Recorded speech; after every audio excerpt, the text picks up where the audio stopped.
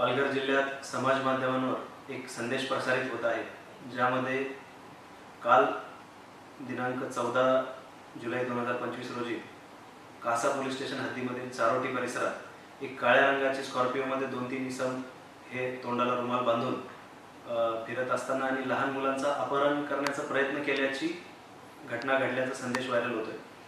तरी सदर घटनेची माहिती आज मिळताच त्वरित स्थानिक गुन्हे शाखा व कासा पोलीस स्टेशनच्या टीम त्वरित रवाना करण्यात आलेल्या आहे। सदर घटनेचा पालघर पोलिसांकडून कसून तपास करण्यात येत आहे आणि सदर घटनेची शहानिशा करून त्यावर कडक कारवाई त्वरित करण्यात येईल।